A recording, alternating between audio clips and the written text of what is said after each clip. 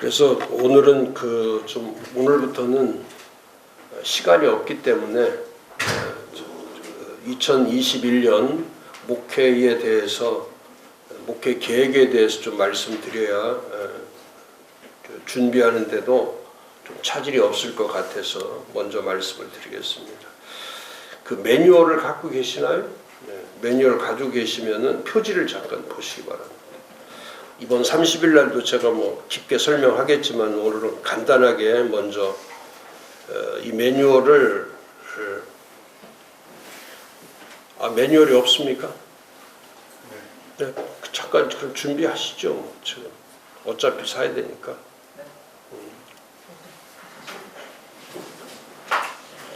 책을 먼저 가져오고요. 우리 직원 어디 가서 책을 먼저 앉아 계세요. 손만 들으시면 책을 가져올 테니까. 그러고 있다면 돈 내는 거죠. 앉아 계세요.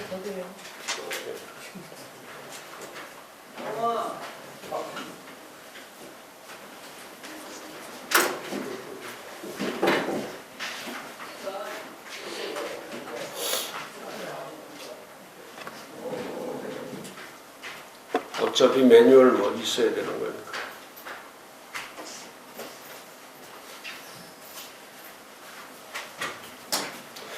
그래서 그 매뉴얼 표지에 보시면은 그 전체 내용을 한마디로 요약한 제목이기 때문에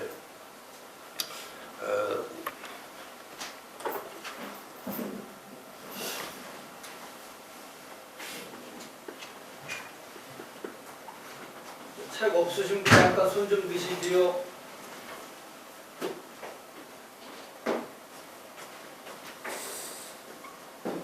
받으시면 내리세요. 네, 그 컨퍼런스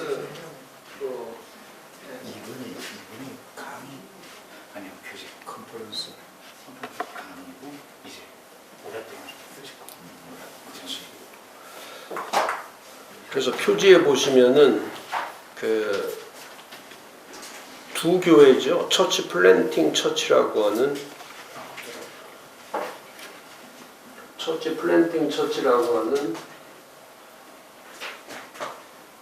교회 세운 교회.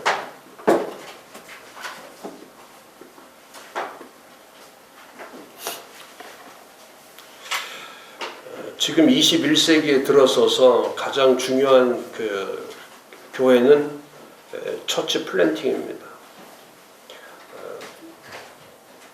제가 강의 시간마다 늘 말씀드린 것처럼 지금은 다른 것을 할 수 없죠. 처치 플랜팅 외에는 다른 것을 해서도 안 되고, 또 처치 플랜팅을 위해서만이 교회가 본질이 처치 플랜팅이라는 것을 우리가 철저하게 지금 깨닫고 있죠. 특별히 올 한 해는 목사님들이 잘 아시다시피 예배의 문제보다, 다른 사역의 문제보다 가장 심각한 것이 이제 교회 자체의 문제입니다. 교회 본질 자체가 무너지고, 또 더 나아가서는 참된 교회는 어떤 교회인가, 이렇게 본질적인 질문이 있을 수밖에 없는 그런 위기 가운데 있죠. 지난 목요일 날도 그 부산 경남 지역에 목회 컨퍼런스에 가서 하나 또 다른 것은 서울 경기하고 많이 다르더라고요. 그쪽에 가니까 경남 지역은 그 경남 그 교회 연합회에서 잘들 준비를 해가지고 8월 14일부터 준비를 잘해서 경상남도 하고 서로들 윈윈 할 수 있도록 그런 전략들을 잘 세워서 교회들이 정상적으로 다 예배를 드리더라고요.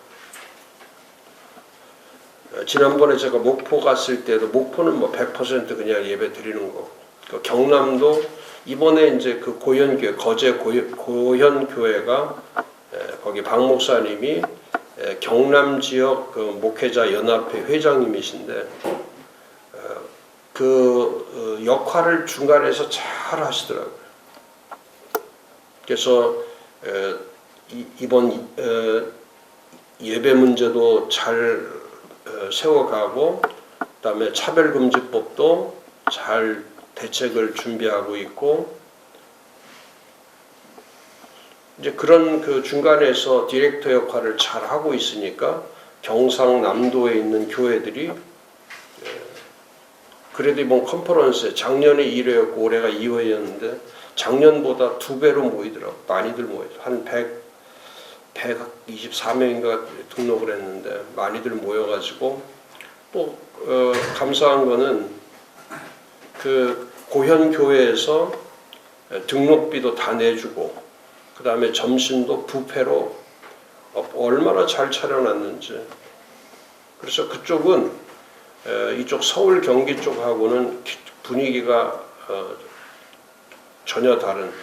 이번 저도 30일 날 지금 행사 앞에 놓고 계속 그 연락들이 와서 할 수 없이 이제 100명에서 120명까지밖에 입장이 안 되기 때문에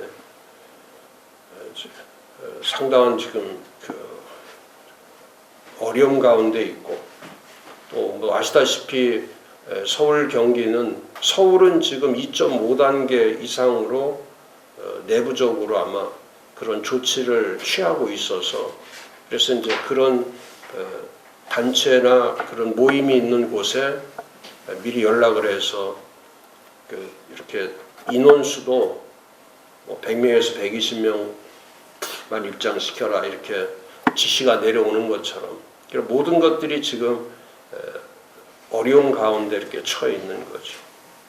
그리고 서울 경기는 뭐 상당히 그 교회들이 생각보다도 그 어려움 가운데 있기 때문에 이런 목회계 컨퍼런스를 하고 싶어도, 또 실제적으로 저희 연구소 외에는 지금 목회계 컨퍼런스라고 해서 하는 것도 없고요.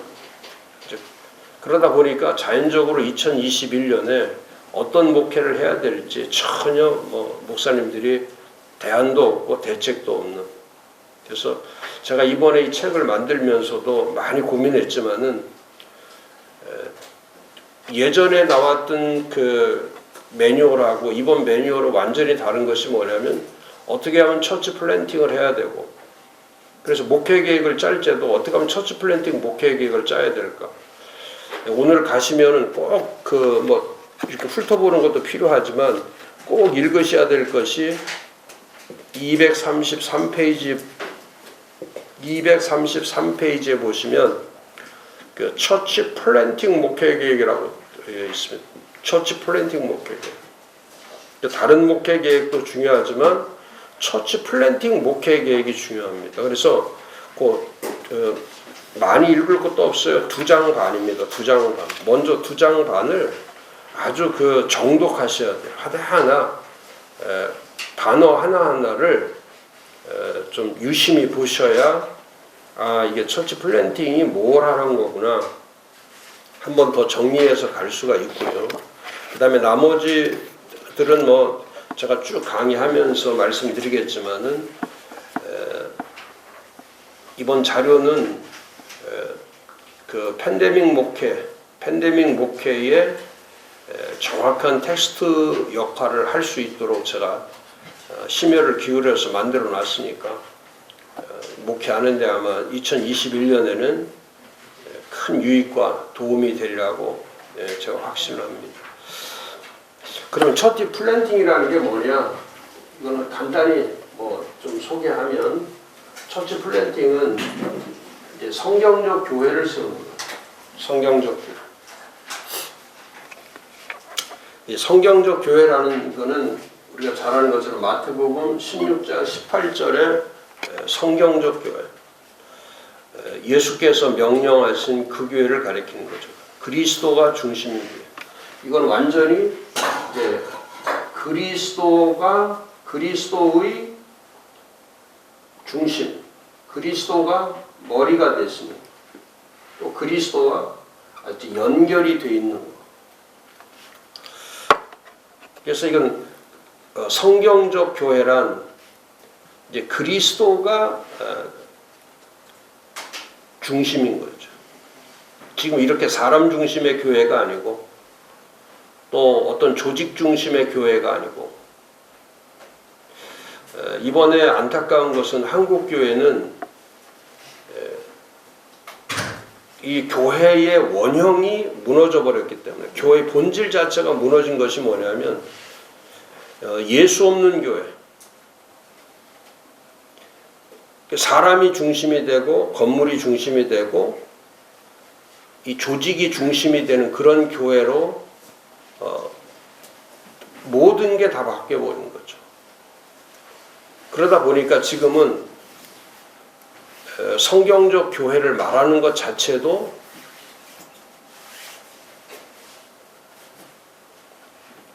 성도들도 그 성경적 교회에 대해서 알고 싶어 하지도 않고 또 목사님들도 성경적 교회에 대해서 깊이 있게 다루지도 않고 하다 보니까 지금은 다른 것보다도 가장 큰 것이 뭐냐면 이제 교회관이 무너진 거죠. 교회관.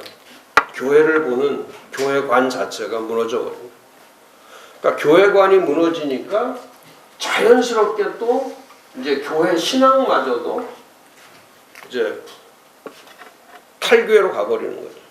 탈신앙, 탈교회. 그게 참 안타깝습니다.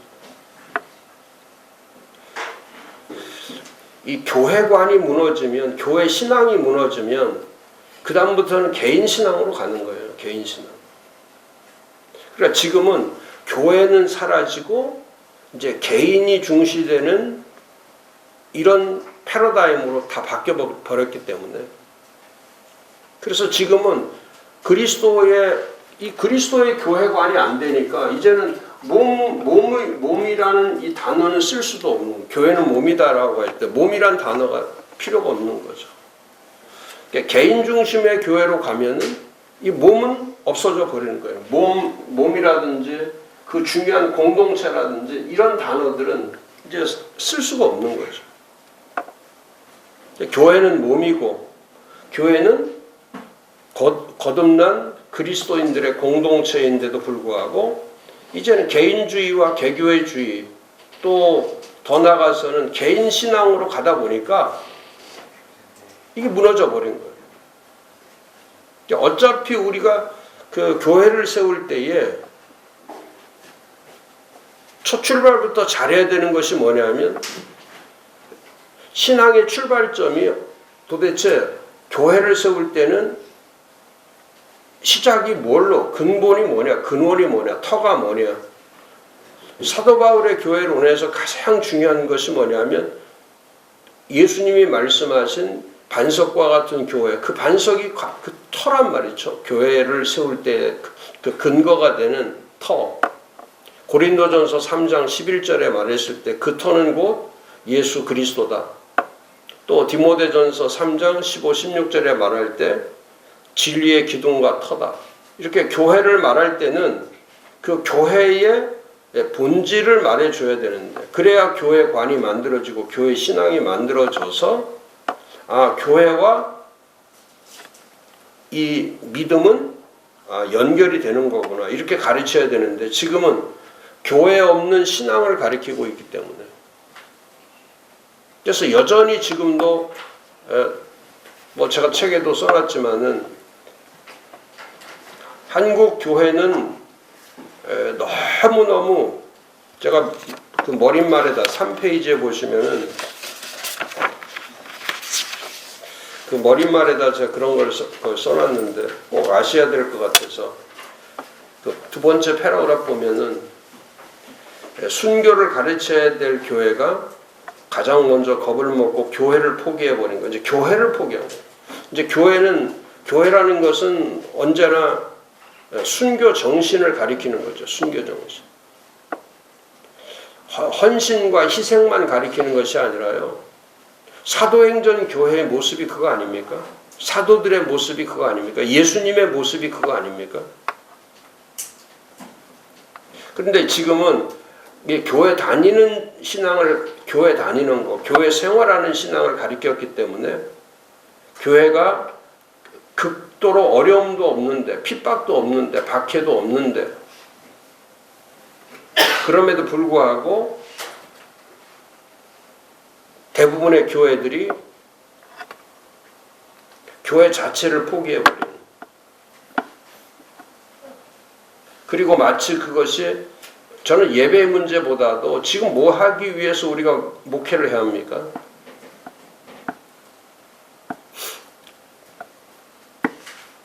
이런 좋은 책을 만들어 놓고도 목회 환경이, 토양 자체가 목회 환경과 토양이 되지 않으면 아무리 좋은 자료가 나와도 그건 의미가 없죠.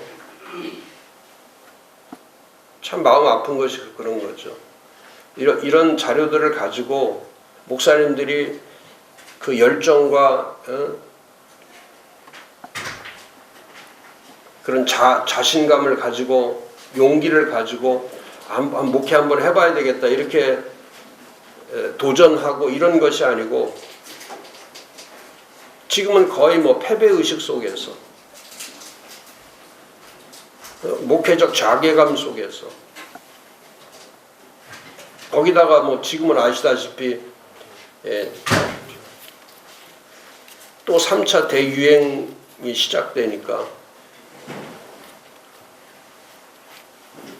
뭐 어떻게 할 길이 없죠.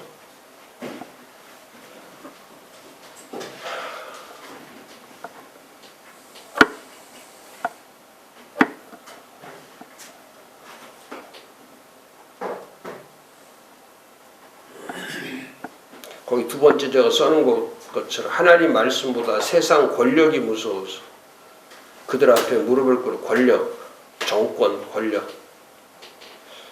대한민국은 권력사회거든요. 권력으로 만들어진 사회. 예전에 한 번도 볼 수 없었던 그 사회.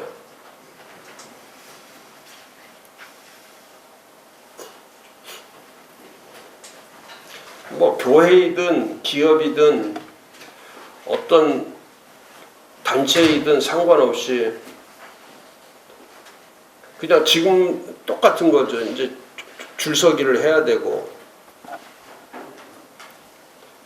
이런 안타까운 현실 가운데에 교회를 해야 된다는 것이 얼마나 안타까운 일입니까? 이 권력 사회는요, 이 권력이라는 거는, 이 권력은 이건 언제나 이게 부패 사회로 가는 길이거든요. 권력 사회는 부패 사회. 권력은 그건 아주 공식입니다. 권력은 부패한다. 그렇게 이미 이 사회는 부패된 사회예요. 권력이 오랫동안 장악하고 있기 때문에 지금은 법도 없고 진짜 법이 없잖아요. 이번에 추미애 거 보세요. 이게 나라입니까? 청와대 비서실장 말하는 거 보세요. 국민들을 향해서 그냥 살인자.